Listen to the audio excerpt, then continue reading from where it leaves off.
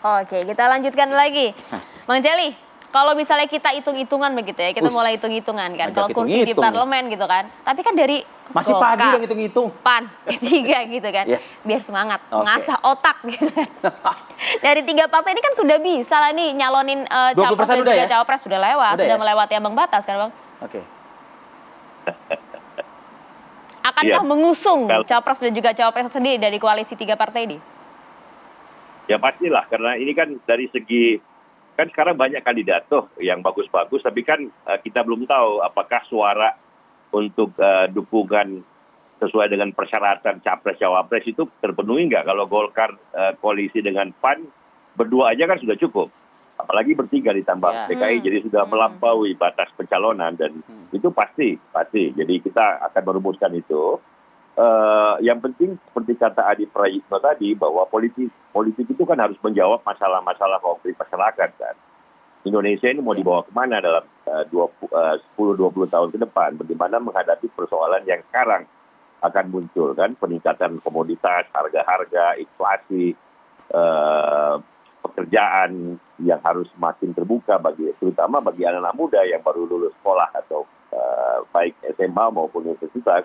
Dan itu harus di konkret benar tuh programnya seperti apa. Jadi punya waktu setahun lebih untuk merumuskan bersama-sama. Kalau ternyata kita berhasil menang, insya Allah kita berhasil menang, Indonesia ini kita persisnya mau lanjutkan seperti apa pembangunannya, pendidikannya, infrastrukturnya. Dan ini kan nggak bisa buru-buru direncanakan. Karena itu bagus sekali seperti kata Adi tadi.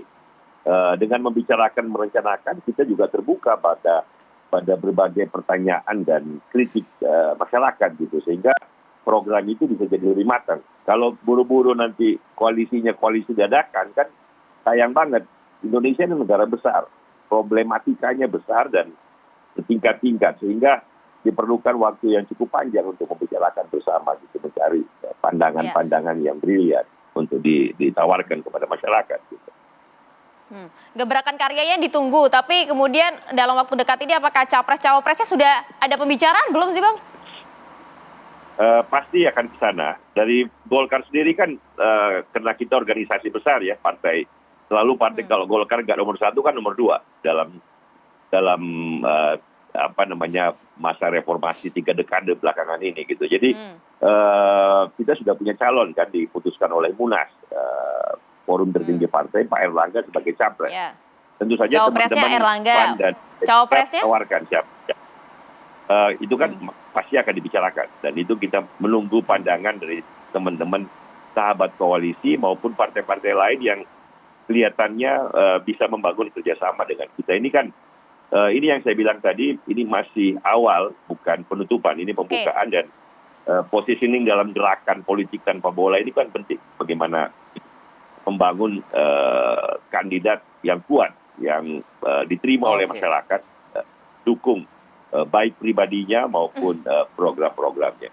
Dan saya kira ini langkah awal yang pas untuk itu.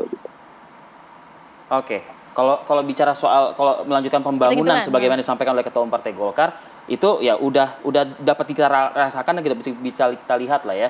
Sudah cukup banyak yang kader Partai Golkar yang bercokol di pemerintahan saat ini kan begitu, Mas Adi. Nah, tapi kalau saya ingin mau mengkonkretkan ya, tadi kan Maria sudah pancing sedikit tuh, Golkar, PAN, P3 udah satu sendiri tuh. Nah, kira-kira berapa pasang lagi nih dengan sisa partai yang ada? PDIP kabarnya juga bisa sih kalau misalnya dia mau ngusung sendiri kan begitu. Ya kan, untuk membatasi ya memenuhi. Ada berapa pasang nih kira-kira nih? Cenayangan Anda lah kurang lebih. Kalau melihat kalkulasi kekuatan partai politik di parlemen, mestinya ada 3 poros yang bisa maju tanding di Pilpres ya. Tapi kalau lihat perkembangan politik baru-baru ini, tentu yang potensial itu ada 3 poros. Poros PDIP dan Gerindra. Kemungkinan akan tetap dengan opsi mengusung Prabowo dengan Puan misalnya, ataupun opsi lainnya ada Ganjar dengan Sandi karena sama-sama kader kedua partai. Ya, opsi yang kedua yang menjadi poros adalah porosnya Bang Celi, ada Erlangga Hartarto gitu, ada PAN dan P3.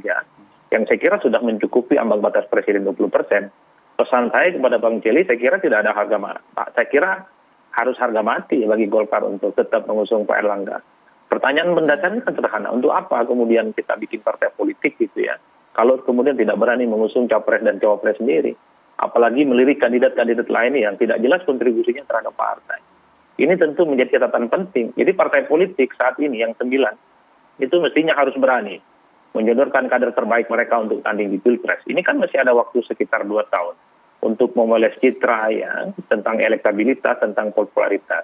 Poros yang ketiga tentu saja kemungkinan akan dibentuk oleh Nasdem ya. Suka tidak suka, Nasdem sangat terlihat akan menjadi salah satu pemain kunci lah kira-kira begitu, yang kemudian mencoba untuk mengusulkan nama-nama besar seperti Ganjar, ada Anies gitu ya. Bahkan di situ muncul nama Erick Thohir yang meski tidak terlampau signifikan dalam surveinya. Tapi setidaknya Nasdem sudah mulai mengendorse sejumlah nama yang tentunya membutuhkan partner koalisi yang lain untuk bertanding.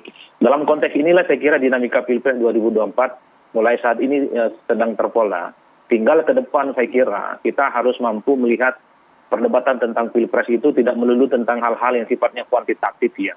Tentang popularitas, tentang elektabilitas ya. Tapi yang paling penting kita semua harus diarahkan pada satu diskusi yang sifatnya kualitatif. Orang-orang yang dinilai punya potensi maju ini apa sih kerjaannya sekarang gitu ya. Yang bisa dibanggakan, punya portofolio politik apa. Sehingga menjadi penting untuk menjadi preferensi pilihan politik rakyat. Kita selama ini kan tiap hari dijejali dengan angka-angka statistik, tapi kita tidak pernah tahu apa yang sudah dilakukan oleh mereka. Baik. Oke. Mas Adi Prayitno, terima kasih atas waktunya pada pagi hari ini.